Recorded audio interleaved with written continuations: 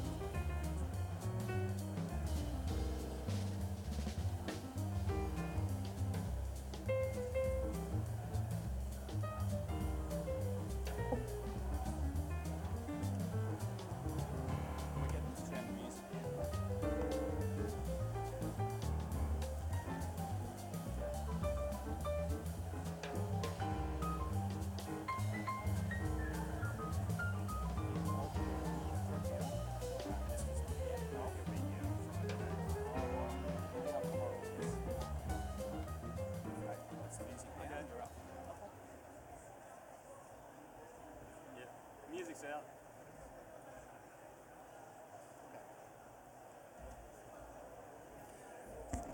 Attention please, good morning. Take your seat please.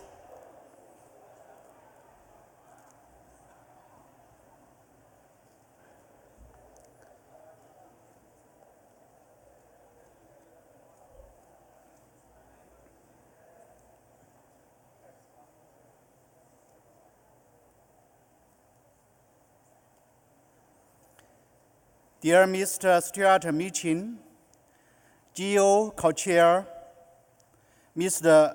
Gilberto Camara, representatives of GEO members, participants, organizations, and associates. Ladies and gentlemen, good morning.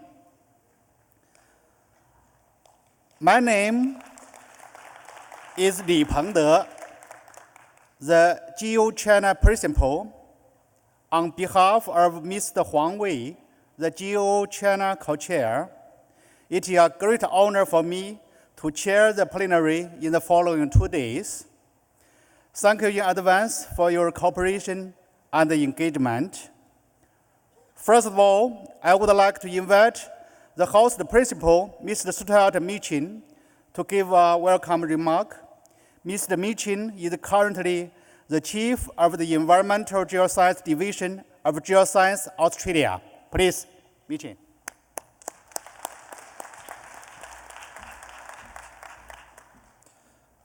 Thank you very much. Before we begin proceedings, I would like to acknowledge and pay respect to the traditional custodians of the land on which we meet, the Ngunnawal and Ngambri people, and note that their living cultures are among the oldest in human history. People have met in this region, exchanged ideas, wisdom and insights for thousands of years, and our gathering here today will carry on that tradition. I pay respect to the Aboriginal elders of the community and extend my recognition to their descendants, future leaders, and other Aboriginal or Torres Strait Islander people who are present with us today. Now, I'm actually going to attempt this acknowledgement in the language of the Ngunnawal people, so bear with me. Daura Nuna, Daura Ngunnawal, Yangu Nalamanyin, Dunimanyin, Ngunnawal Wari, Dawa Wari, Dindi Wangara Linjinin. So, welcome to country. Okay, I've got some administrative announcements before we get started. If there is an evacuation due to an emergency, We have a two-tone evacuation system, a beep beep and a whoop whoop. Beep beep means prepare to evacuate, whoop whoop means get out, basically. So at that point in time, please follow instructions from staff. There are exits along the side, and there's an assembly area out in the park just outside here. The toilets are available just outside the entrance of the plenary hall. And importantly, I know you're all going to pay a lot of attention to this. For lunch and for morning tea, we are going to start serving that upstairs in the exhibition. So serving will begin upstairs, and as upstairs fills, then we will open eating locations downstairs. So if you want your lunch early, you're best to go straight up the stairs. If you're more casual about it, you can wait until we start serving downstairs. Now, another key administrative announcement, particularly for GEO principals in the room. If your minister has not notified the slot that they wish to make their intervention on Friday, please see the Secretariat at the front desk today. Right, so there are a number of ministers we know that would like to make interventions on Friday. We need to schedule them. Please go and see the Secretariat at the front desk to make sure that your minister gets the slot that's necessary. Okay, some opening comments from me. Australia is very proud to host GEO Week in 2019. It's fantastic that you've all managed to get here. This is a big week. We've got 1,400 registered delegates taking part in the activities around GEO Week, which is fantastic. The focus of the week, Earth observations, investments in the digital economy, is really about making it clear that investments in Earth observations are just that, they're investments. They're not a cost, they provide return to our economies. They're an important part of our economic activity, as well as being fantastic for our environment and sustainability. We've kicked off a number of innovations for GEO Week this year, and hopefully some of you have already taken part in some of these. We've got a Pacific Island side event program that's been running to really take the opportunity that while we're in the Oceania region for this meeting, we want to engage our Pacific Island neighbours in the GEO community. There is much that the GEO community can learn from the Pacific, and much that the Pacific can gain from the activities of GEO. So I'm really pleased to see that we've got strong engagement from our Pacific neighbours in this program. We've been co-hosting a couple of other key UN meetings, the Big Data for Environment group of UNEP and the UN GGIM Asia Pacific Plenary this week. So it's fantastic that we're able to align these events and have them become a key part of GEO Week. A key innovation this week is the industry track, which is running in parallel outside, providing opportunities for industry to meet together alongside the meeting of our member nations and participating organisations. And we've got really strong engagement from the industry track with over 300 delegates registered for that. Today at 1:30, from 1:30 till 5, we will be opening the doors of an exhibition to the public and encouraging members of the public and school kids to come in and learn about what we're doing with Earth observations. And there will be a careers session for them at between 3 and 4, where we've got some key speakers talking about how a career in the Earth observation area can actually lead to a wonderful career for people that are STEM educated. So look, for those of you that perhaps are not busy during that part of the program, please go out and feel free to interact with the Canberra public. Tonight we have a gala dinner and the first GEO Awards ceremony. I know that all of you are eagerly anticipating this, and tickets are keenly sought after. Let me just tell you how you get tickets. So tickets will be available as of lunchtime today for the head of delegation to pick up from the front desk. So if the head of delegation or their nominated delegate goes to the front desk and collects the tickets for your delegation, there are not enough tickets for everyone, all 1,400 applicants, so they will be allocated and it will be up to you to decide within your delegation who gets to come. So apologies for that, but we just could not get a venue that was big enough to hold all of us for dinner. All right, so that's where we're at. What I'd like to do now, if it's ready, is to play a little video that actually explains the background to our key logo that you see in the centre of the screen here, because this logo was designed specifically for this meeting. We've got a little short video from the designer of this logo to explain what the meaning of this logo is. So if we're okay to go for the video, let's play that now. Thank you. With the process around designing the GEO logo entitled Earth Dreaming, I tried to demonstrate connection through the logo and that, we are all connected. So what the logo captures in terms of Australians' Indigenous cultures is the fact that there are two distinct cultures, both Aboriginal and Torres Strait Islander people. So using different colours represent those two different peoples. Torres Strait Islander peoples have lots of blues to depict and illustrate the significance to water. Also in the design I tried to incorporate the fact that we do have Pacific Island and Islander influence and attendance at GEO Week, so I wanted to incorporate the islands that surround Australia and represent Torres Strait Islander people within that as well. If we look at the world as if we were looking at it from outer space through an Indigenous lens, we'll see that not only are we as a human race connected, but the world is connected. The dots are representing that, peoples and countries, and joining them together. And they're aligned in their logo between some hands to say that we are, as human beings, responsible and we're guardians to look after the world. And I think that GEO Week is a fantastic way of us to be able to internationally come together to really talk about how we can preserve our beautiful world for our future generations. So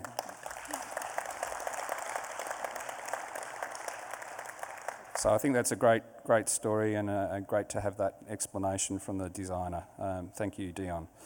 All right, I'm finishing up now. I hope you all enjoy your stay in Canberra, and I hope you do all get a chance to see some more of our country outside of the formal meetings that are happening. On that vein, I would like to highlight that we do have a visit to the Deep Space Tracking Station at Tidbinbilla planned for Saturday morning. If you wish to sign up for that, please visit the CSIRO stand on the Australian booth. That's an opportunity to go and probably see some kangaroos, but also see the Deep Space Tracking Centre that is local to us here in Canberra and plays a key role with NASA in actually tracking deep space activities. So, with that said, I hope you all brought your sunglasses. You may need them today. Welcome to Canberra. Thanks.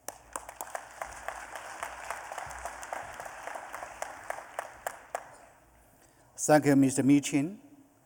And I would like to extend my sincere appreciation to the host country, Australia, for the thoughtful preparations and arrangement made for this year's GEO Week.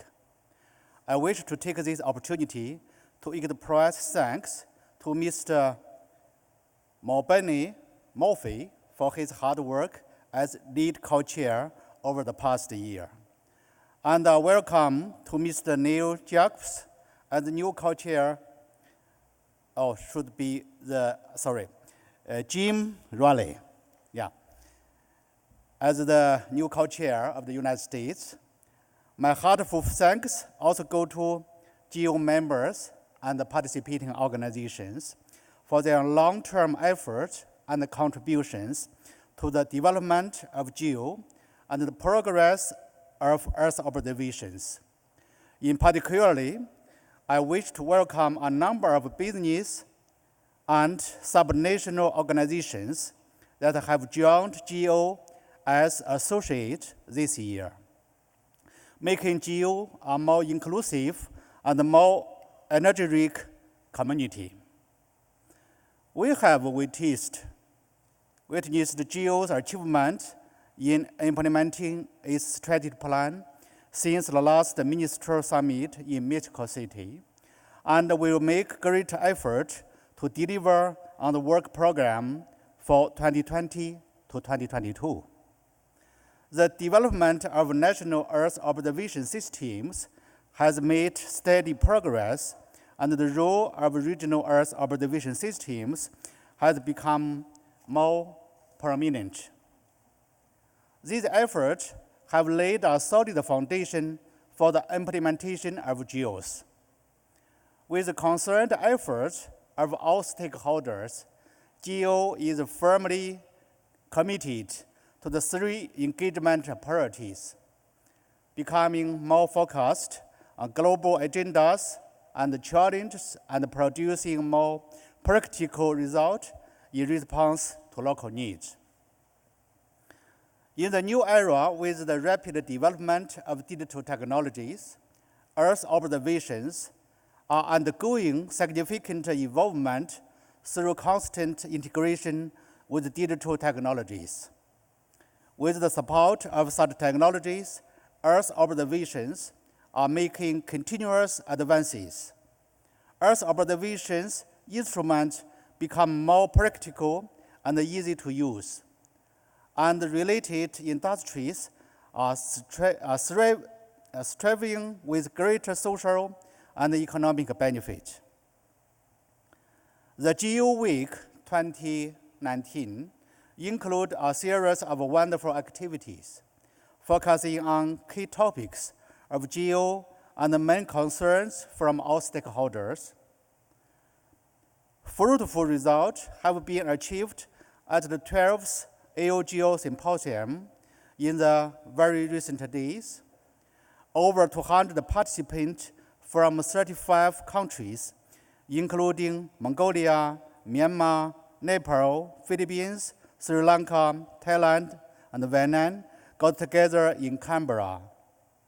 This year, AOGO launched 3 integrated priority studies in Mekong River Basin, Pacific Island states, and the Himalaya Mountains to co-design and co-produce solutions with end users.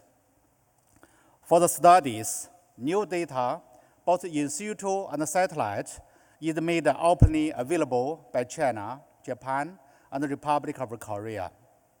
In addition, unique industry track activities and events are being held during GEO Week. Delegates with interest also are welcomed. At the Ministerial Summit to be held on Friday, achievement of GEO in recent years will be presented to ministers from perspective of policy circle, science community, business, and other stakeholders. Ministers are welcome to provide guidance and make a commitment for the future development of GEO. Dear colleagues, GEO is a community that we gather together to provide public service of Earth observations for our shared aim and promoting sustainable economic and social development and building a community with a shared future for mankind.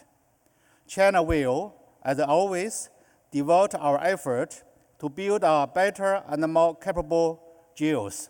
I hope that all stakeholders work closely together to grasp opportunities and address challenges brought by digital economy to create an even bright future for GEO.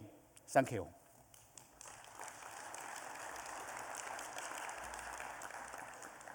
And then I will give the stage to our old friend, the EC co-chair, Mr. Patrick Child. Welcome.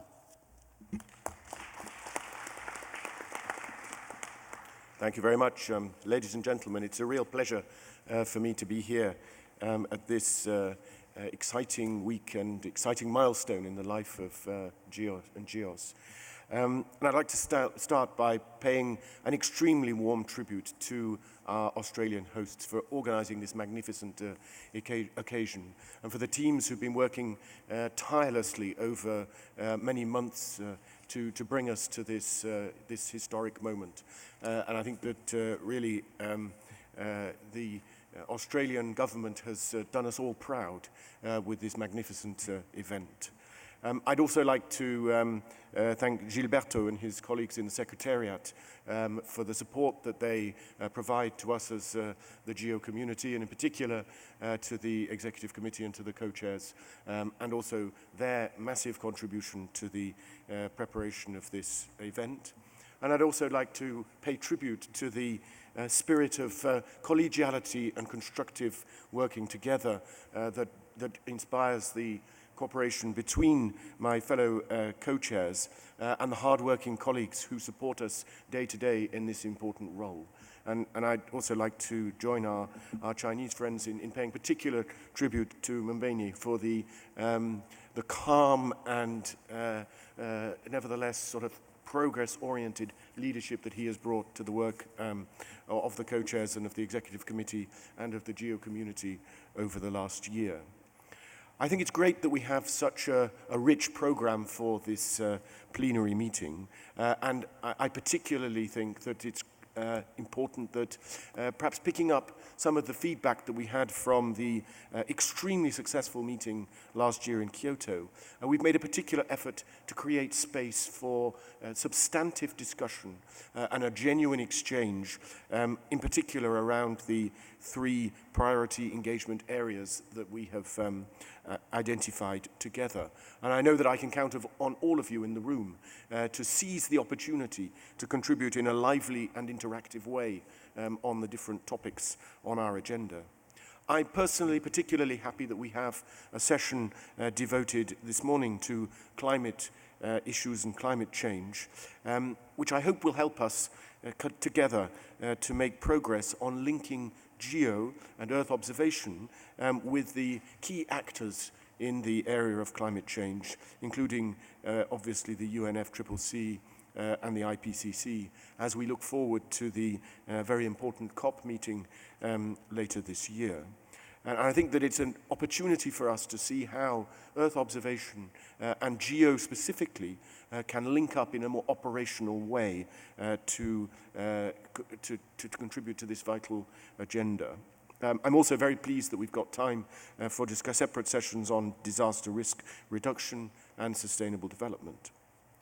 Another aspect of the program which particularly inspires me is the time that we've devoted in discussing together how we can make Earth observation, and GEO particularly, more results-orientated, more capable of delivering inputs that will then help policymakers and decision-making. And I think that the work that the Secretariat has been doing in particular in this area is something that merits thorough discussion during the course of this plenary. And I hope that we can, in particular, focus our attention on things that GEO can do which genuinely add value and substance to what is happening elsewhere in this area. And we in the European Commission, the European Union, certainly happy to give our support to that.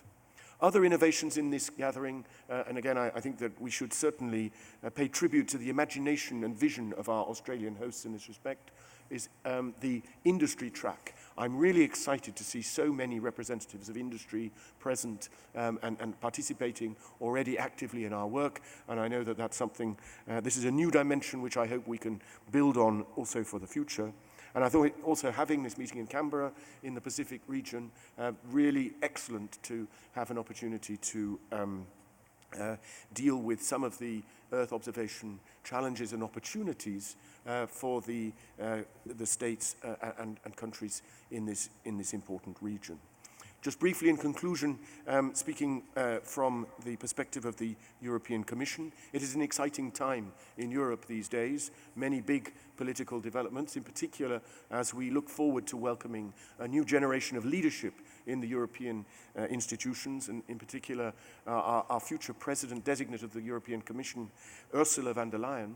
In her early statements of her priorities for the mandate of the European institutions for the next 5 years, she's pulled out 3 things which I think are vitally important. Firstly, she puts a European Green Deal at the top of the agenda. Secondly, she's highlighted the need for us to work together to prepare Europe for the digital age. And thirdly, she's underlined the importance of a geostrategic role for the place of Europe in the world. And I think all those 3 things come together perfectly in the work that we're doing in GEO. Whether it's the challenges of climate change and the Green Deal, whether it's making sense and use of the digital revolution. And of course, it's our sustained commitment to multilateralism and working through international organizations. So as we continue our work, you can, I think, certainly count on continued strong engagement from all the instruments and policies that the European Commission brings to the table. In particular, the Copernicus program, which I think is generally and widely appreciated for its open access and the sharing of the data that we are deriving from our satellite programs, and also the various research and innovation actions that we are pursuing through Horizon 2020, our Research and Innovation Framework program, and our future program, Horizon Europe. And in this context, I particularly welcome the contribution that we are able to make to the regional initiative EuroGeo, where we have a number of projects, in particular a 15 million euro E-Shape program, which is, I think, on display in our booth in the exhibition centre, which I think in a very concrete way illustrates the continuing very strong commitment of the European Commission and the European Union to the work of GEO. So I think we set the scene for an exciting few days, looking forward in particular also to the Ministerial Summit, which will follow this plenary, but I would encourage us all to seize the opportunities that we have to take GEO to a new level of ambition. Thank you very much. Thank you, Mr. Patrick Child. Now, welcome the lead co-chair in 2019, Mr. Mombonini Morphe, who had just handed over the hammer yesterday to me for this conference. Please. Thank you so much, Chinese lead co-chair, and I think I want to thank you first for having accepted the baton when I handed over. Sometimes when you are doing relay, you never know what will happen when you hand over the baton, but you have decided to take it, and I really appreciate that. I just really want to have some reflection on the work that we have been doing over the past year, and in that, basically acknowledging the role that you have played as a GEO community in making sure that we sit here today and celebrate some of the successes of our commitments. We have set ourselves some priorities when we started last year, and I'm pleased that as we did that, it was only through you as the GEO community and having taken over those priorities and making them yours that today we sit here and we are able to report back on some of the successes and progress made. I want to specifically acknowledge the role that has been played by the host, which is Australia, in terms of making sure that even the theme of the plenary or this whole GEO week actually talks to the priorities that we have identified. And besides the fact that over the past 2 days we have enjoyed and we continue to enjoy your hospitality, I think the work that you have put on to make sure that this turns out to be the way it is now, we really need to thank you for that. I particularly want to acknowledge the role and leadership that Australia has been playing around the Digital Earth Africa initiative, also being proud that South Africa is part of a collective that Australia is leading in that regards, in driving this particular initiative forward. We have also used the opportunity and partnership that we're having in that to establish our own initiative using Open Data Cube technology to develop National Data Cube using the vast archive that will enable us to provide value-added Earth observation products and services for our country. It is really quite exciting for us because we are able to demonstrate that the work that we're doing at GEO can actually be downscaled into both regional and national level so that we can really have the desired impact. I'm also wanting to report back on some of the progress that we have made. Over the past couple of years, we've been hosting the AfriGeo activities and running them in South Africa. And I'm pleased that this year we have managed to establish the Secretariat of AfriGeo in Kenya within the RCMRD. And I want to say that this was a deliberate move to make sure that when we put it out there in Kenya, it's going to be enabling in terms of just reaching out to the rest of the continent, because we want to take GEO and its impact to the rest of the continent. We are pleased that this partnership with RCMRD is actually what we needed to take us there. We are quite excited as well that the work that we've been doing collectively as a GEO community during this year has also enabled us to continue to push for the contribution to the priorities that we have committed to, the Paris Agreement, the Sendai Framework, and the SDGs, as identified in Mexico. And we all know that if they were relevant at the time that we had the new strategy in Mexico, they are even more relevant now, as we can see, on the global happenings, whether it is around disasters, man-made and otherwise. So we do realize that it is crucial that we continue to push for GEO to be central in terms of making sure that we achieve those global goals. So the summit theme of investing in the digital economy is actually very relevant to discussions that are happening globally, whether we talk about the current focus on the fourth industrial revolution, that it basically is looking at the value and the power of data and how its availability and accessibility can actually help us to continue to meet the objectives, to mitigate various disasters, and also to come up with solutions, which range really from everything, whether you're talking about protection of infrastructure, food security, environmental protection. All of this information and data is going to be quite crucial in that regards.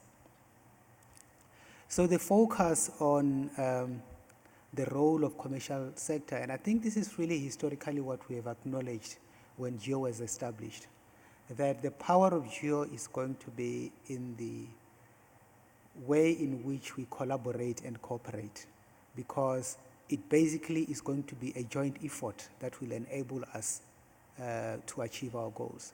But most importantly, in acknowledging that the actual strength of this chain is going to be measured by where it is the weakest, we have really set out a very clear priority in terms of focusing on ensuring that as we move forward in GEO, we do not leave behind anybody.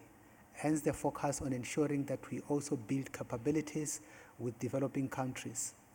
So we are therefore quite pleased that we have managed to push for the growth of participation, but also raising awareness. And I'm pleased that when we work towards Friday, which is going to be our Ministerial Summit, we are also going to have a very good representation of ministers and senior government representatives from developing countries. So we really want to also thank the Secretariat for the work that has happened during the course of the year.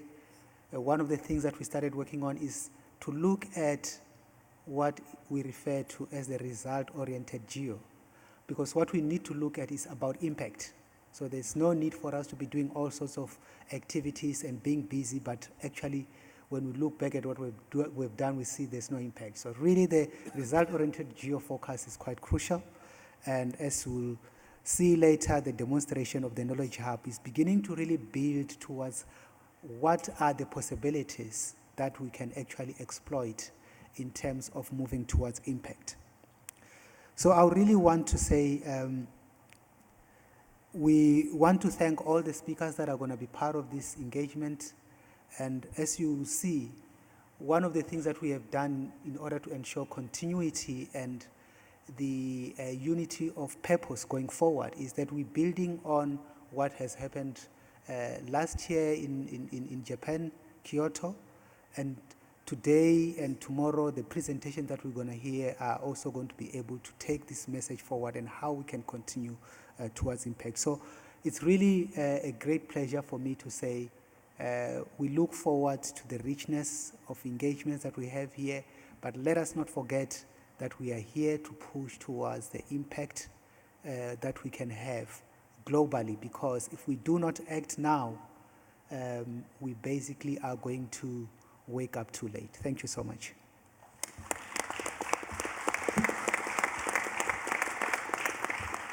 We appreciate Mabonini's work, which has had a very good foundation for us. Now, welcome our new friend, Mr. Jim Rowley, the director of the USGS, who is responsible for leading the U.S. largest water, earth, and biological sciences, and civilian mapping agencies, and he's a spaceman. Please welcome. Thank you, sir. Thank you, Dr. Lee. Dr. Lee, Dr. Childs, Dr. Muofi, Dr. Kamara, Dr. Minchin, representatives and guests, thank you and good morning. As Dr. Lee mentioned, my name is Dr. Jim Riley, Director of the U.S. Geological Survey, and I'm here as the U.S. delegation representative and co-chair representing Dr. Neil Jacobs, our acting administrator of our National Oceanic and Atmospheric Administration, who is our designated GEO principal. Unfortunately, Dr. Jacobs has been detained by urgent business in Washington, D.C., and is unable to join us here today. He sends his regards and regrets that he couldn't be here for this important meeting. It's my honor to be here with you today to open the 16th GEO Plenary session, and this is my first visit, and I certainly didn't expect to be sitting here as the co-chair when we started this process, but I look forward to a great session. As we examine the ever-expanding roles of Earth observation in supporting the critical functions and services necessary to manage everything from natural resources to hazards assessment and mitigations, it's gratifying to see the GEO community expanding to include more of the global community. Our diversity is certainly our strength, and I look forward to welcoming our newest representatives from countries, organizations, and the private sector. I also look forward to this hopefully not being my last visit as we anticipate the great amount of work that's ahead of us. As a technical body, we all know that good science is necessary to develop good policy. It is one of our challenges as the science representatives from the international community to define the requirements for the Earth observation systems that will deliver the foundational knowledge required to advise policymakers as they consider the challenges in our communities. We stand today, as mentioned by previous speakers, at the frontier of a new age of Earth observation and characterization. The underlying concept of our group to develop the Global Earth Observation System of Systems, or GEOS, is more important today than ever. We must strengthen our cooperation in delivering analysis-ready data to our communities of practice. We welcome the expansion of our community to include more of our international community, to include not only the private sector, but also other groups and entities that will join us as guests. Our inclusion of all sources of Earth observation data and making it available and interoperable meets the core mission of the GEO community here today. We still have a lot of work to do on establishing a globally integrated network of comprehensive environmental systems, but with the efforts of our teams here today, we can continue that journey to an integrated science approach to answering that challenge. The USGS is one of the participants and consumers in this GEOS architecture. And over the last 47 years, and continuing on for many more, USGS and NASA have operated the Landsat series of satellites. Landsat continues to deliver the longest time series of land imaging data in existence, and we are proud to note that these data are freely available to the global community to be used to protect lives and property, advance commerce, and further our understanding of Earth systems dynamics. We will continue our commitment with the launch of Landsat 9 in the near future, and we are currently evaluating the concepts for what we hope to deliver in the follow-on missions. Landsat has from its inception been conducted in partnership with our international community, And this next week, I will be visiting our ground station in Alice Springs here in Australia, operated in partnership with our host for this meeting, where we will dedicate facilities to reflect this long-standing important relationship. The U.S. government uses Earth observations for everything from hazards detection and mitigation to resource characterization. As just one example, USGS, NOAA, and NASA work together to provide hazard assessments and disaster characterization and human assistance to wildfire-prone regions of the United States. Last year in the state of California alone, we saw more than 7,500 fires that burned over 1.6 million acres of land. The losses associated with these fires included live loss and net economic impacts of approximately $72 billion. We do this work not only for the U.S., but also with our international partners to further our understanding of Earth system dynamics at local and global scales. As mentioned previously, we are at an inflection point where the publicly funded observations are being supplemented by a rapidly expanding array of services from the commercial sector.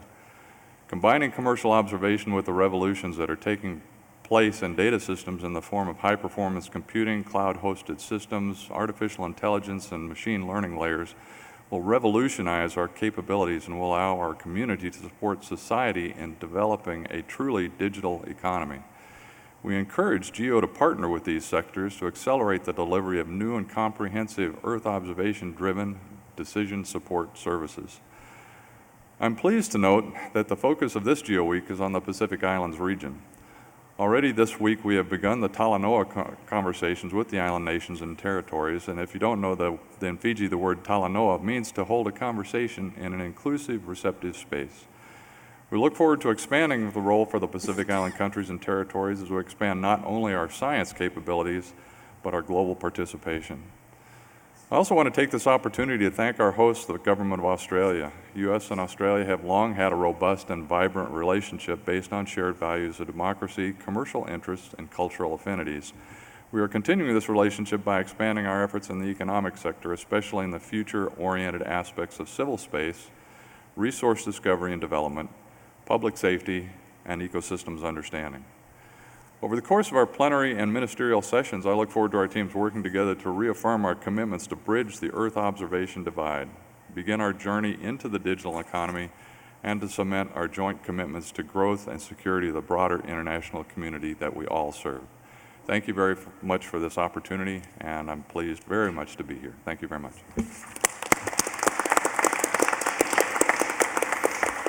Thank you, Ms. Jim Rowley. Now, let's welcome GEO Secretariat Director, Professor Dr. Kamara to deliver an opening remark, please. Thank you. Good morning to you all.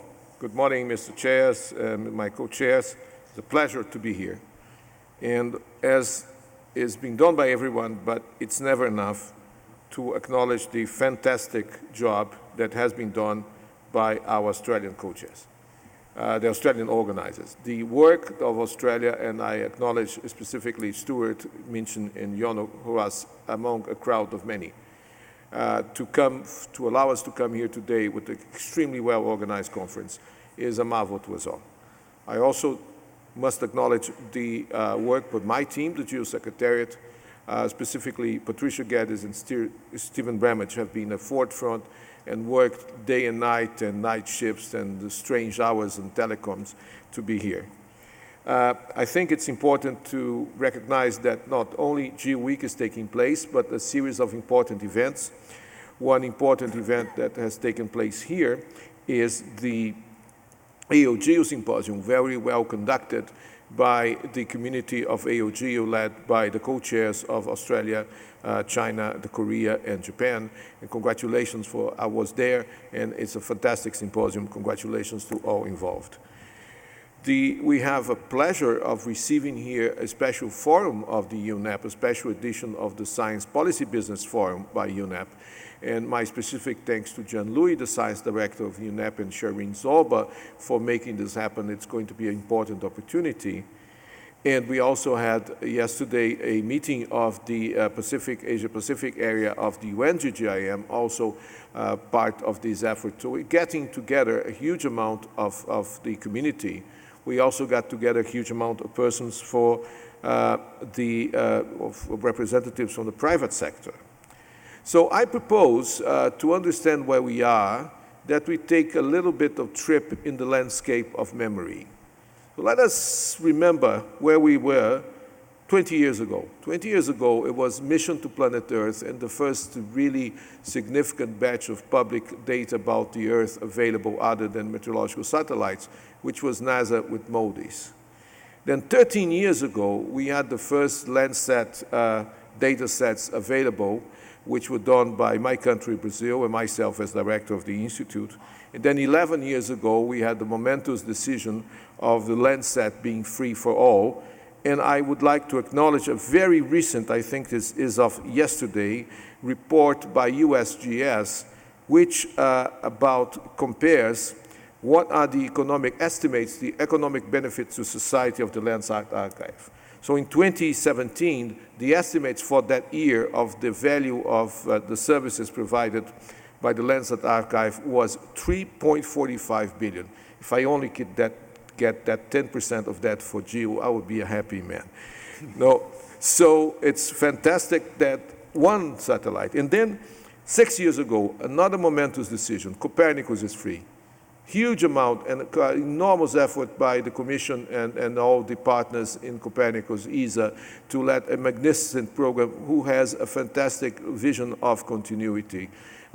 And today, we're going to hear even more announcements. I won't anticipate because it's not my job to anticipate the fun, but it will be more announcements for more players making data free. And we come to a situation now where in a very short amount of time, we're going to have all of Africa in a public cloud, all of the Landsat data in Africa in a public cloud, connected to the effort of Digital Earth Africa. Now, fast forward back, rewind, 10 years ago. Would you imagine that we will be here with that perspective of massive data being publicly available for a whole continent? And with software to match to be able to analyze that data? This is amazing. We just don't, just take back 5 years, then would you imagine we'd be here like doing this today?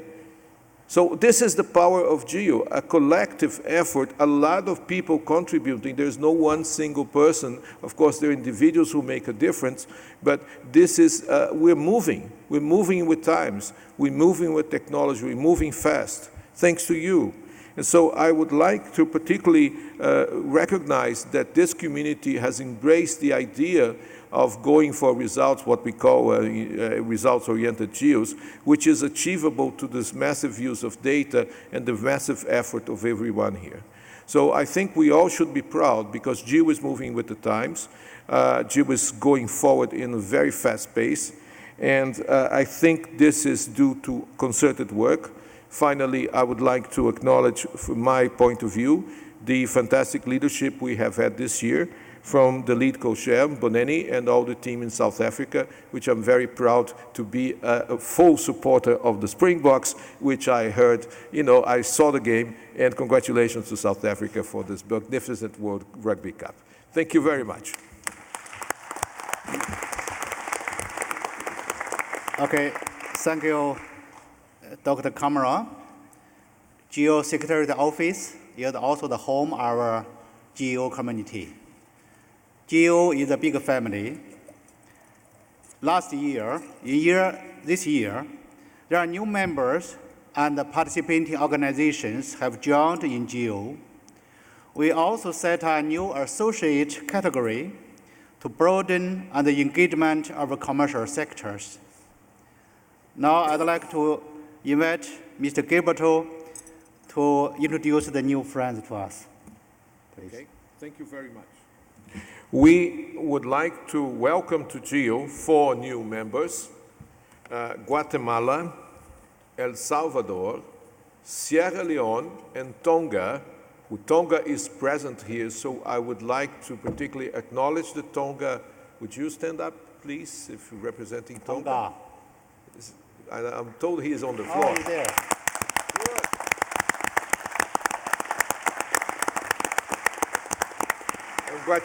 Congratulations, and I'm told that to the diligent work of Australia, more islands, nations in the Pacific are willing to join GEO And thanks Australia for this work. Stuart has been at the forefront of that.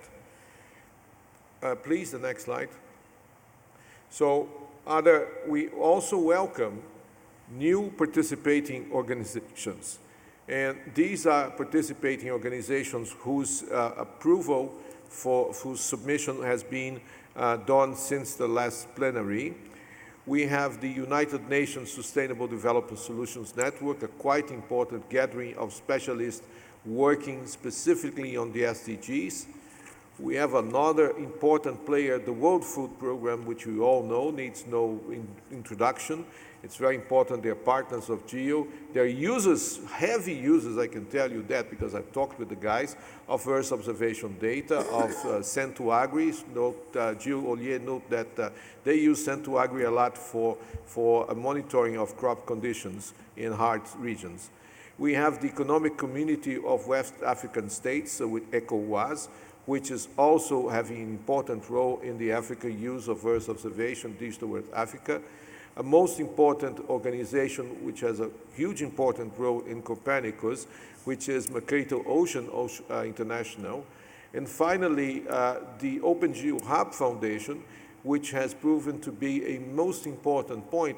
Those of you who don't know about the OpenGeo Hub would go well in looking at their website. They do a lot of work of capacity building and high-level training and information about how to use data, geospatial data. So I think we have a very, very strong group of newcoming participating organizations. And I wish, if any of those are present here, could you acknowledge yourself as being here today? Okay, so, Bob Chen from the SDSN. There's another page of those. Okay. And we have new participating organizations which are approved now at the new session of the Executive Committee, which are the African Smart Cities Foundation, the Conflicts and Environment Observatory, the Caribbean Institute for Meteorology and Hydrology, which has important work on the Caribbean, and la Cooperación Latinoamericana de Redes Avanzadas, is Red Clara, which is a very important network of scientist organizations, which is headquartered in Uruguay. So thanks for all of you. Do we have representatives from the these new participating organizations? I met with the Red Clara person. Is he around? If not, yes, good. Yes. Give us, everybody, a big hand. So this brings the total of member states to 19 member governments, 108 countries plus the European Commission, and the total of participating organizations in GEO to 136. Then we go to the associates. So associates, for your information, is a new category which has been introduced by the last plenary, and where we welcome the participation of the members of the commercial sector.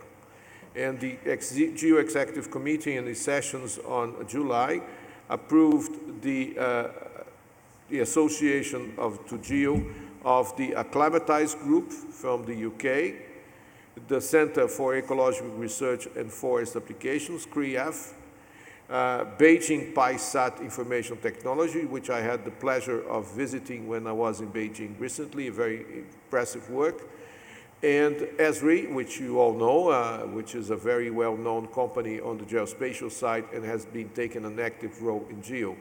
So with the representatives from the groups which are present, please stand up so we can give you a big hand. I know ESRI is here because I met the guys. Maybe they are at the industrial section. Oh, here's, hello, good. So thanks to all of these, we have also another set of groups which come on the next slide, please. So the new associates that have been approved by the 49th session of GeoXCom on the 5th of November. These are Space Wheel Information Companies, which is from China. PCI Geomatics from Canada, the Space Enabled Research Group from MIT Media Lab, which is a startup from MIT, Supermap Software, TerraDui, which is an European company which takes a huge participation in projects such as Next Geos and eShape, and Trimble, who I guess you all know.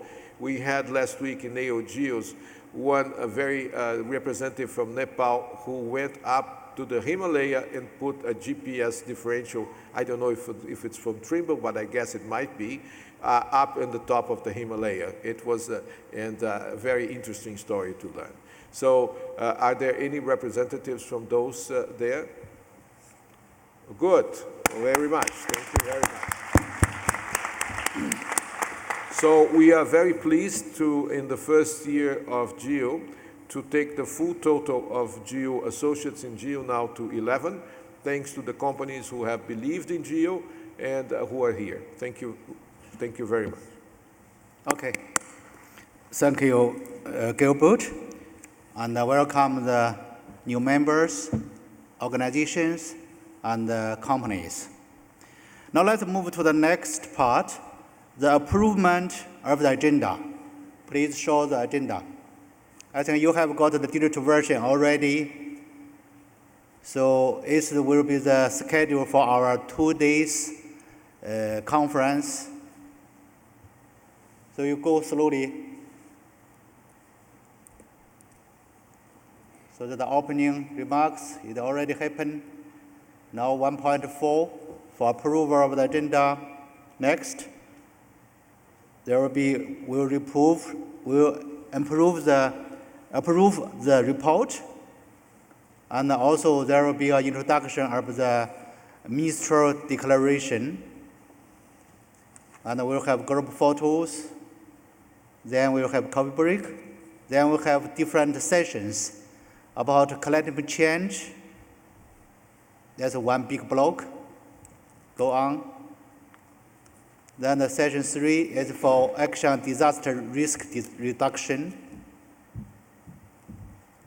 Okay, coming next. That's a block, the third important block. Session 4, action on sustainable development.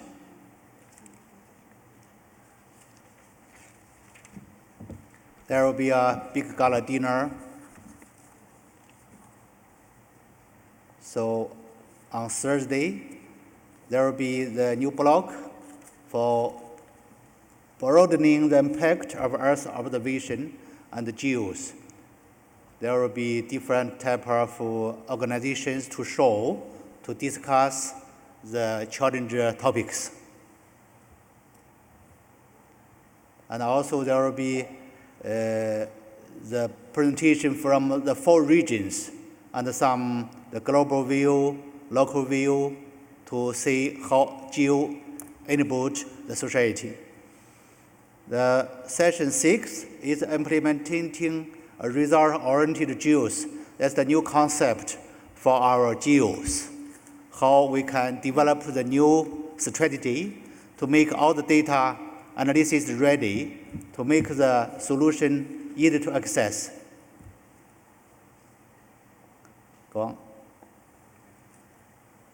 Yeah, then we will talk about the coming 3 years GEO work program, what we are going to do for the flagships, community activities, and fundamental tasks. On session 8, that will be the GEO business, about how our family grown up, the financial situation, and other mechanisms, how to make this GEO community grown up well. Okay, that's the strategy, the agenda of our conference in the coming 2 days. Are there any comments or objections? I see none, so we accept it.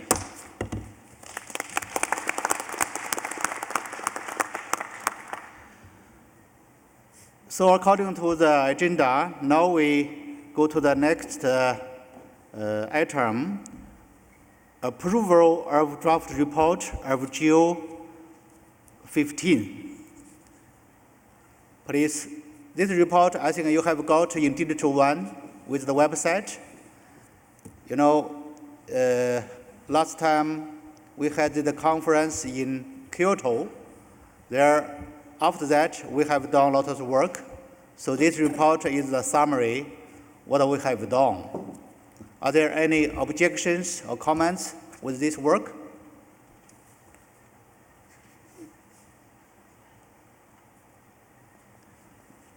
So I see none. That's approved.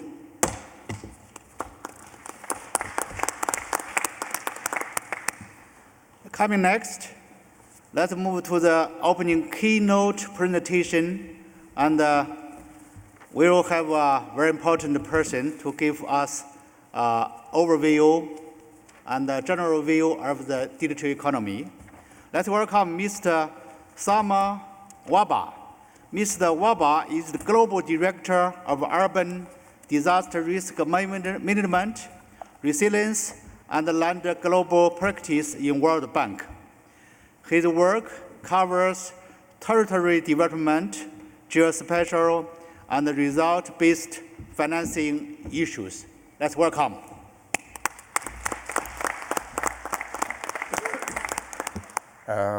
Thank you very much, dear co-chairs, delegates, colleagues, ladies and gentlemen. It's a pleasure for me to be here. I oversee the work of the World Bank Group on urban development issues, disaster risk management and resilience, land, and geospatial. As you can imagine, an agenda that is important in its use and reliance on geospatial technologies. The world in which we live today is basically shaped by a few forces, most salient of which are urbanization and demographics, climate change, conflict, and obviously technology and data. In terms of urbanization, the world will be welcoming 2.5 billion new people in cities over the coming 30 years. That's basically one Turkey per year, every year, until 2050. At the same time, the world population is aging, and migration, both of the voluntary type and the involuntary type, is increasingly shaping the different, basically, spatial distribution of the population in the world, and therefore the service delivery and their needs. You add to that conflict and the fact that you have over 65 million people who are displaced, 22 million refugees, and add to that stateless people. The combination of these factors, together with climate change and the increasing impact in terms of disasters, is very much shaping the world that we live in. In terms of disasters, we're talking about $300 billion worth of annual estimated losses due to disasters, and the figure is basically tenfold what it was years back. Now, 80% of global economic activity is happening in city, and with the increasing migration, basically the future that we're going to be living in is urban. And you will notice that mayors today are dealing with issues that hitherto have been dealt with by states. I mean, look at climate action, look at the role mayors are doing in terms of addressing the refugee crisis. And in this regard, basically, the geospatial revolution will be critical to helping mayors, but also other institutions in terms of ensuring the delivery of services. I came across this, and it used to be very true. I mean, you used to say, you know, there are 3 types of services: good, fast, and cheap, and you can only get 2 of them.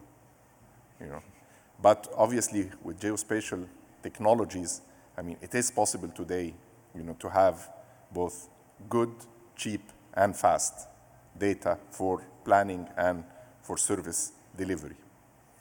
Basically, it's unprecedented layers that govern anything from land tenure to service delivery to the built environment to the natural environment, and the layering of which and the way it can power off the economy.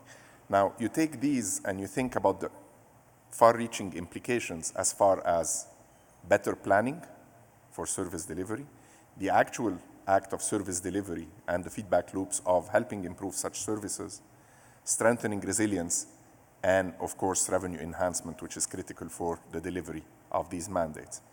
I'm going to walk you through a few examples that reflect a range of geospatial approaches and data that have been underpinning our work at various levels, and then conclude obviously with Earth observation.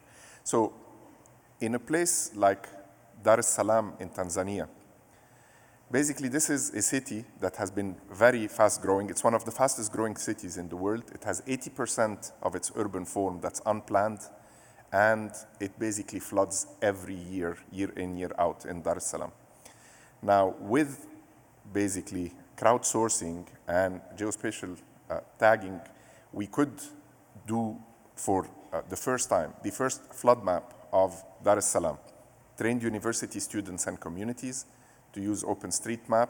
It's a 3-day training, after which within 3 months, 11 wards, or practically 60–70% of the city have been mapped. And during this period, basically Tanzania was the world's fastest and most active in OpenStreetMap editing globally. I mean, this is what the city looks like. And year in, year out, we're intervening in a post-disaster situation, fixing floods, but lacking information about where the floods are happening and how can you integrate that in mapping. So a combination of this geospatial information on flood, the crowdsourcing of it, then working with the communities to understand their needs, you could produce a participatory design that is helping basically transform this fast-growing city. And the data is available openly. Remaining still in Tanzania and drawing a little bit on drones for mapping of Zanzibar. Now Zanzibar, the 2 islands of Zanzibar have never been mapped for 60 years. So by leveraging drones and training the community for both the planning, the acquisition, and the processing of the data, we could produce literally within 6 months. I mean, it took us a year from start to end, but there were permits that needed to be obtained in between. So the actual time by which the 2 islands were mapped was literally 6 months. And you could produce the first set of maps that happened for the island of Zanzibar. And these maps are helpful, A, for urban planning, for being able to monitor urban growth, B, for tax collection. I mean, this is a place where basically you could not impose property taxation just because you had no idea about where is the built environment. But 3, by deploying the drones immediately upon floods, you can also understand quite a bit, what is needed in terms of action for flood resilience. Combining drones with basically cameras mounted on cars and AI algorithm have helped us look at the built environment, and specifically in terms of the resilience of the housing stock. So basically, in places as diverse as Guatemala, St. Lucia, etc., where we have a built environment comprised mainly of informal housing development that is basically low-rise and which is vulnerable to seismic risk and to cyclones, by combining basically the imagery that's coming out of the drones with the imagery that's coming up from the cars that have cameras mounted on them, and creating this 3-dimensional image of the city, basically we could determine which of the porosity of those buildings, you had a potential for structural issues affecting the buildings. So with that, you could come up basically with a probability of which of the buildings might be affected. Now, in our first few pilots of applying this technology and deploying engineers on the ground to go and confirm whether these buildings are structurally stable or unstable, we found that there are overlaps of 80 to 90%. These types of maps can get done literally in 2 to 3 weeks. Of course, they cannot determine on a for sure basis which building might have an impact, but they give you a very strong probability of what might be the issues, and therefore you can start thinking about incentives to correct such actions, and you get the community to think about retrofitting the built environment. In terms of geospatial information, we have a tool called CityScan, which we use in our Resilient Cities program, City Resilience Program, CRP, and it basically harvests all available geospatial information and layers them in very rapid and quickly available and deployable layers of information that enable mayors and local government officials to start thinking about new dimensions for planning. So for instance, you get Earth observation images about population density, population growth, urban extent, land cover. You overlay these on flood mapping, whether they're fluvial or pluvial type of flood mapping, and then you come up with the overlay in terms of the areas that are part of the built environment, which are affected by potential flooding risk, and the urban extent. And therefore, you can start thinking about the areas that should be non-buildable within a city, the areas where you may want to think about, basically new urban planning intervention. We've taken this one step forward in work that we do in Indonesia on something called the City Planning Lab. And this is availing lots of Earth observation information and cutting-edge analytics that looks at issues like the land suitability tools, urban performance, etc., looking at terrain motion modeling and land subsidence, and being able to avail these information. But here we've taken that step forward about thinking about how do we build systems. I mean, so this is about building not just or aggregating the data and creating the tools and the analytics, but building systems for sharing this data. Because when you go to a municipality, the large majority of municipalities that we work with still operate very much on a sectoral basis. Planning happens along sectoral lines. There's no cross-sectoral integration, let alone thinking about creating a spatial approach to planning. So putting in place systems of availing, layering that data, sharing that data, updating it, etc., and creating an integrated platform for planning was something that requires critical institutional painstaking work. In Haiti, where we lacked data on mobility, we used coal data records. That's basically as you're walking with your cell phone keeps talking to cell phone towers, and therefore as you're commuting throughout the city, basically by aggregating this information across all the users, obviously anonymized, etc., you can map mobility within a city by understanding basically where people in early hours of the morning live, where do they come back at the end of the day, and where do they commute for work. Now, in a place like Haiti, this could help us understand basically where are the concentrations, where are the residential locations, the work locations, and to what extent does the labor market function, the commuting. And then, of course, in a city like Port-au-Prince or the Cap-Haïtien in Haiti, there is a limited amount of transportation infrastructure, which has an impact on the localization of labor market. Finally, this is some of the work that we've been doing around Earth observation in partnership with the European Space Agency. So we have a major program that has started in around 2010, 2011 with the European Space Agency, a partnership that has gone through a variety of phases of scaling up the use of Earth observation in planning across the range of sustainable development sectors. I mean, that's urban development, land, disaster risk management and reduction, climate change, agriculture, forestry, environment, and so on and so forth. So some of the applications that we've used in urban have really been instrumental in changing the dialogue that we have with our client.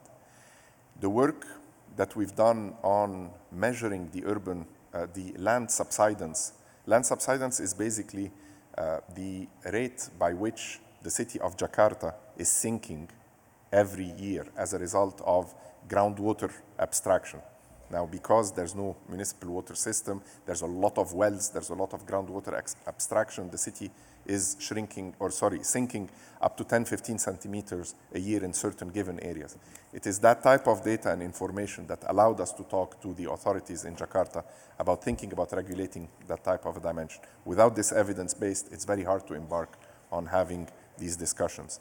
The same for trying to measure the urban extent, understanding to what extent infrastructure is leading or lagging urban development. Is it the case where the urban form grows and then infrastructure comes in and it's a retrofit? Is it a case of infrastructure shaping where urban development goes, understanding these dynamics, and going as far as also monitoring air pollution in cities? Other examples of the layers of information that could be availed, relate to green areas, networks, looking at the urban extent, impervious surfaces, the changes thereof, building footprints, population density, waste sites, infrastructure, informality and its spread, and then obviously flood risk. You avail this information to any city government or any planning department, and the power of this information, the ability to use that information and layer it to understand how to basically shape urban growth, where to deliver services, where to think about preventive resettlement is obviously critical. This is an example of basically the world settlement footprint. This is the city of Shanghai and it's the evolution of its urban extent year on year on the basis of very high resolution satellite imagery over a 30-year time frame. In terms of our work on fragility and conflict, which is increasingly important at the World Bank, this is one example from Syria, where by virtue of looking at land cover, we wanted to understand what is the impact of the conflict in terms of the social and economic impact. So this is the case of the cultivated area in 2011 on the left-hand side of the slide. This is what it is in 2016. The red is the land that got abandoned as a result of this conflict. You take this, you quantify with some metrics, you understand the economic impact in terms of jobs lost, productivity lost, and the impact of the conflict. Other layers of information that we use, they relate to a variety of sectors in the context of fragility and conflict. This is one example of being able to look at refugee camps, understand their morphology, their densities, service delivery implication, so that we can understand also something about the drivers of conflict and resilience within these spaces. Another really interesting examples come from the international water work. This is the ability to track oil spills in the ocean, which is obviously levels of work and information that helps in environmental protection that's critical, and also understanding the drivers of coral degradation. So, these are just some examples of a variety of these tools and the metrics, but the most important thing for us is how do those tools, how does this data help basically create the evidence base that changes the dialogue that we have in policymakers. So that gets us to the three main foundations that would enable totally to harness the power of such technology, such data.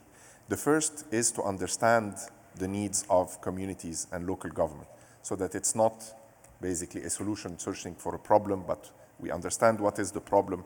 And here we do quite a bit of work from the onset to talk to our mayors, to talk to our local governments, to talk to our national governments, to understand the types of challenges that we do. This is one example of a smart city lab that we got the city of Belgrade, and we brought in a large ecosystem of participants from a variety of stakeholders to hear to the challenges that the city of Belgrade is facing, so that they can help the mayor in tackling these challenges, bringing experiences from all over the world. Examples such as participatory budgeting in Brazil, where the community basically votes for where do they want to see the investments or a share of the investments by local government go, or basically the co-creation with citizens in a place like Seoul, Korea, are examples of the emphasis on understanding the needs of communities and local government. And then there's the capacity building part. So in our work in Africa, you will have seen quite a bit of the work in Tanzania. Our real onus, whether with the use of drones, whether with the use of other data, is how do we build the capacity within the community. So we have the Africa Resilience Academy that is providing a large number of internships, has trained a large number of university students and college students on basically these data, these technologies, is creating lots of startups, and these are the foundations for creating basically the grounds for sustainability. And then lastly, we need to be building systems. These are institutional arrangements, it's the capacity of people, the data, and the systems that will underpin basically and cause the amplification of the power of geospatial data and technology and Earth observation to help create the grounds for sustainable development. Thank you very much.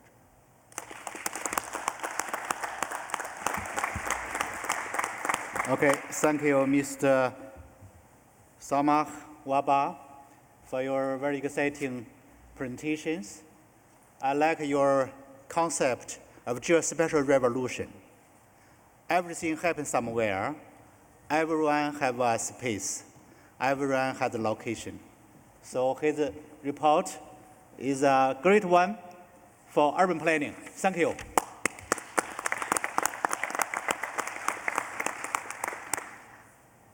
Technology is important. Policy is to make the technology realized. We are going to have the Ministerial Summit, so that a big event will get some solution as a declaration. So next, I'd like to invite Mr. Minchin to introduce the declaration for us. Please. Thank you, Chair. I'm going to be quick because everyone's ready for morning tea. We have to have a photo first, of course. So this is just to introduce the process that we went through to reach the agreed text to the Canberra Declaration, which will be agreed on Friday. So first up, the Ministerial Working Group, under the guidance of the Executive Committee, has run this process. They've worked really hard. The Ministerial Working Group, I think, has met something like 22 times over the year to prepare for this process. Most of those were virtual meetings, of course, and they all seem to occur somewhere between 10 p.m. and 1 a.m. in Australian time. So it's been a rough year for us. Ultimately, the procedure, the Ministerial Working Group distributed a zero-order draft to the GEO community for consultation between March and May. There were extensive comments received from 14 members and 5 participating organisations. Those comments were addressed and taken into account, and there was a revised draft for further consultation sent out to the community from July to September. Following the feedback from the community in September, the Ministerial Working Group produced a negotiated revised text, which the host minister, Minister Canavan, communicated that text to ministers directly. So this has now been distributed to all of the ministers and the GEO principals with the plenary documents. So the text is now final. The main themes of the declaration are really split into 6 areas. First up, the declaration acknowledges the progress that we've made since Mexico City in 2015 and appreciates the extensive efforts that the GEO community has undertaken during that time. It highlights the theme of the week, which is investments in the digital economy and the critical role that Earth observations can play in that. It acknowledges the importance of including the developing nations, and particularly our Pacific neighbours, into this community. In fact, it's the Pacific and the Caribbean that are the missing links in the GEO list of countries, effectively. So the declaration really highlights the need for us to engage these countries. It then notes and realises that the benefits for both regional, national and subnational, and even individuals and businesses that can benefit from Earth observations, and the importance of recognising that GEO actually addresses at all of those scales, not just at the global scale. The need to ensure benefits are available for all countries, not just those that are around the table, and not just those in I guess, the more developed areas of the world. And lastly, it continues to realise and contribute to the success of the GEO strategic plan and focuses us on building efforts to support international policy agendas. So that's the declaration. It finishes with resolving for us to meet again in 4 years' time at the next Ministerial Summit, to assess our progress towards the goals, objectives and priorities of GEO, and to consider new challenges and themes because that will be coming to the end of our strategic plan at that time. So I'd just like to thank everyone who's been involved in the GEO community in getting us to this point where we have a declaration agreed, and we look forward to the ministers approving that officially on Friday. Thank you.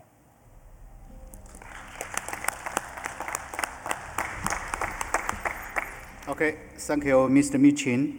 He has done a lot of work to prepare the Ministerial Summit and the declarations also has got different views from a global world. Before we go to the coffee break, here there is good news come from China, which is regarding to the open access of high-resolution satellite data. I would give the stage to Ms. Wenbo Zhao, Deputy Director General of the Earth Observation System and Data Center, China National Space Administration. Please welcome Ms. Zhao.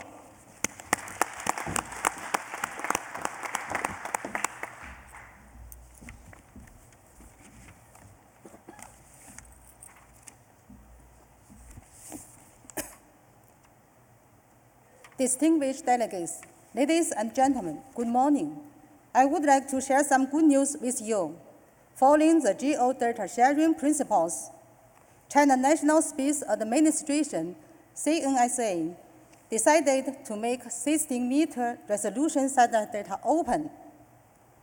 This has been an expectation of the global community. Now it comes true as a direct result of Dr. Cameron's visit to Sendai in April this year. China has launched a series of Earth observation satellites.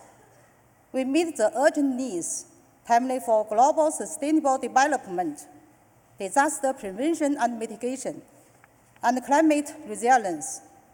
While addressing our own needs, we also pay much attention to respond to increasing interests in Chinese data resources. Based on the experiences of Charter, we are ready to provide more active services to GEO and global users. For the first time, China will share global data with 16-meter resolution from Golfin 1 and Golfin 6 satellites. We will share 3 types of such data with coverage outside China: historical records, delay update, wide field of view, WFV images, and global coverage data.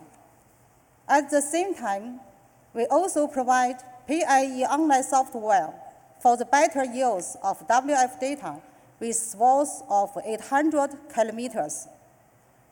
Our data platform, Sendai GEO, hosted by Huawei Cloud, allows users around the world to freely discover and download the WFV data. Users can use the data without restrictions as long as they set the source of the data. As a contribution from China, we just started the journey of open data. We really appreciate your feedback to help us improve this platform constantly. We will continue working together with you and other global partners to build a community with a shared future for mankind. Now, on behalf of China National Space Administration, I announce the launch of Sendai GEO platform and data policy. Next, please enjoy a short video introduce the platform. Thank you. Okay, thank you, Ms. Zhao.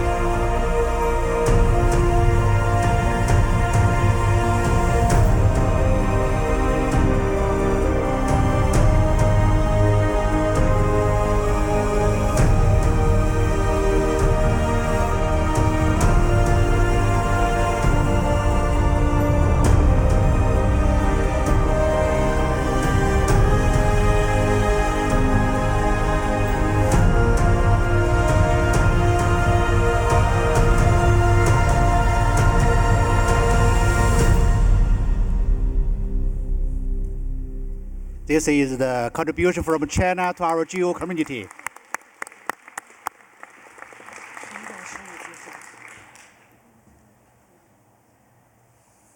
So, ladies and gentlemen, we appreciate the valuable remarks, presentations, and dedicated valuable opinion as well.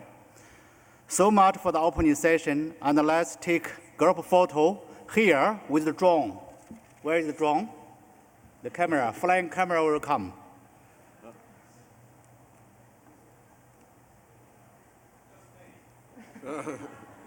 It already?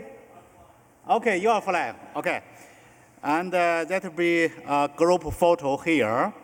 Then we'll go for the coffee break. We'll be here 11:15, a quarter past 11 sharp for the coming sessions. Okay, thank you very much for the opening session. Thank you. Please stay in your seats. We're about to take the photograph. Please stay in your seats.